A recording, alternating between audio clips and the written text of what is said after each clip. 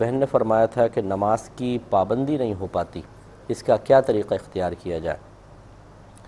دیکھیں، اس کے کئی طریقہ کار ہیں۔ پہلی بات تو یہ کہ آپ نماز کی تلقین کرنا شروع کر دیں۔ کسی کو، جو بھی آپ کے قریبی اطراف میں لوگ ہیں، رشتہ دار ہیں، دوست احباب ہیں، جو بھی ملیں، انہیں آپ کہا کریں کہ نماز پڑھیں، نماز بہت ضروری چیز ہے، نماز نہیں پڑھیں گے تو عذاب ہوگا۔ اس طرح جب آپ سب کو کہیں گی اور پھر نماز کا وقت آئے تو خود اندر سے شرمندگی ہوگی کہ سب یہ مجھ سے کیا کہیں گے اگر میں نماز نہیں پڑھوں گی، تو پھر اس طریقے سے نماز پر آپ کو لازماً استقامت ملے گی۔ اسی حکمت کے تحت جب صحابہ کرام نے پوچھا کہ یا رسول اللہ صلی اللہ علیہ وسلم،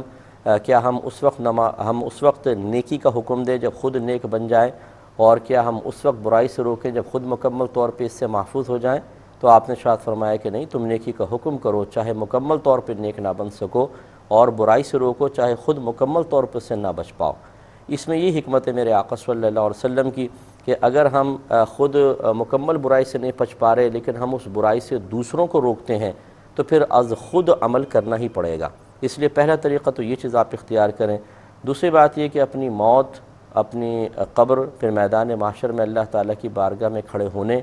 پھر جہنم کے عذاب اور جنت کی نعمتوں کو اکثر یاد کیا کریں، اور اس کی روشنی میں پھر نماز کو دیکھیں۔ نماز بری موت کو دور کرتی ہے، عذابات قبر کو دور کرتی ہے، میدان محشر کی ذلت رسوائی سے بچائے گی، حساب کتاب میں آسانی ہوگی، پل صراط پر بہترین رہنما ثابت ہوگی، اور جنت کی اعلیٰ نعمتوں کا ذریعہ اور سبب بنے گی۔ اس کے برعکس اگر ہم جو ظاہری اعتبار سے بالکل ہلکی سی عبادت ہے لیکن ہم اس کو نفسیاتی اعتبار سے بہت بھاری بوجھ سمجھنا شروع کر دیتے ہیں، اسے نہیں پڑھا تو بہت سخت موت ہے، اور پھر عذابات قبر ہیں کہ نبی کریم صلی اللہ علیہ وسلم نے فرمایا کہ بے نمازی کو جب قبر میں رکھا جاتا ہے تو اس کی دیواریں آپس میں مل جاتی ہیں، اور اس طرح کہ اس کی ادھر کی پسلیاں ادھر اور ادھر کی پسلیاں ادھر گھس جاتی ہیں، ایک روایت میں یہ ہے۔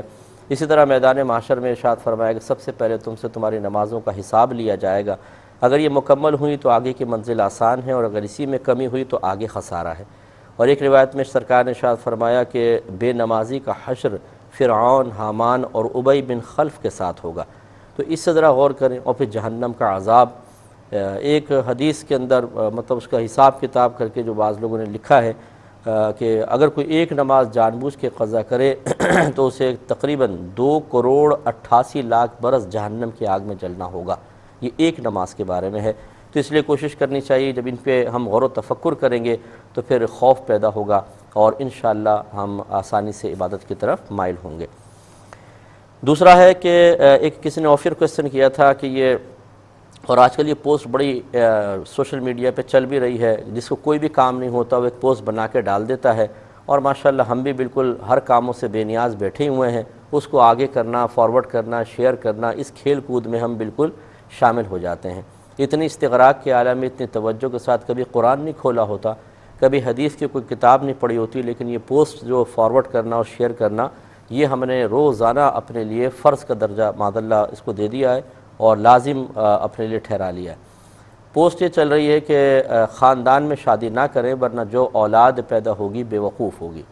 وہ کسی نے مجھے بھی بھیجی، بہت ساری پوسٹیں، مطلب بہت سارے اقوال ہیں، ایک بھی ان میں سے حدیث نہیں ہے، وہ سب کے سب بزرگوں نے اپنے کوئی تجربات ذکر کیے ہیں، اور وہ بھی ابھی ٹائم نہیں تھا ورنہ اصل حوالے چیک کیے جائیں کہ واقعی وہاں وہ بات موجود ہے بھی کہ نہیں۔ لیکن خلاصہ کلام یہ ہے کہ ایسی کوئی حدیث نہیں ہے، اور شریعت کی طرف سے اس کی کوئی ممانعت نہیں ہے۔ نہ ایسا ہوگا کہ آپ اگر خاندان میں شادی کریں گے تو اولاد بے وقوف نکلے گی۔ دنیا کے اندر لاکھوں نہیں کروڑوں لوگوں کی شادی اپنے رشتہ داروں سے ہوئی ہے، اب بھی ہو رہی ہیں، اور ماشاءاللہ اولاد ایک سے ایک ذہین نکلتی ہے، سمجھدار نکلتی ہے۔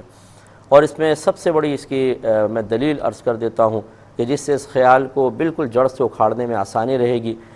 کہ میرے آقا صلی اللہ علیہ وسلم نے اپنی صاحبزادی بی بی فاطمہ رضی اللہ تعالی عنہا کا نکاح حضرت علی رضی اللہ تعالی عنہ سے کیا ہے، اور آپ دونوں آپس میں رشتہ دار ہیں۔ حضرت علی ہمارے سرکار کے کزن ہیں، اور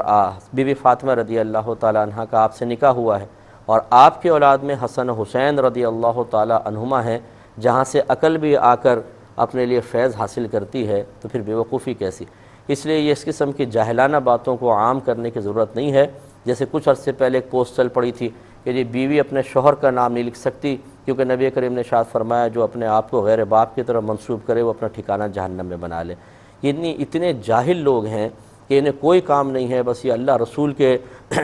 کلام کو اپنی ہی مرضی کے موافق معانی اور مفاہیم میں ڈھال کر لوگوں کو پاگل بناتے رہتے ہیں۔ یہ جو نبی کریم صلی اللہ علیہ وسلم کا فرمان عالی شان ہے، یہ اس شخص کے بارے میں ہے جو جان بوجھ کر غیر باپ کو اپنا باپ قرار دے، وہ اس کے بارے میں ہے۔ عورت اگر اپنے شوہر کا نام لکھتی بھی ہے تو وہ باپ کی حیثیت سے کوئی لکھتی ہے یا وہ اپنا نسب بدل رہی ہے؟ تو جب یہ چیز ہے ہی نہیں، پھر تمام حدیثیں اس کے لیے جمع کر دینا یہ جہالت عظیمہ ہے، اور ایسا شخص اپنا ٹھکانہ جہنم میں بنا لے، کیونکہ نبی کریم صلی اللہ علیہ وسلم کا واضح فرمان عالی شان ہے کہ جس نے مجھ پر جان بوجھ کر جھوٹ منسوب کیا، اور ایک روایت میں کہ جس نے میری طرف سے وہ بات کہی جو میں نے نہیں کہی ہے، تو وہ اپنا ٹھکانہ جہنم میں بنا لے۔ اس میں احتیاط کریں۔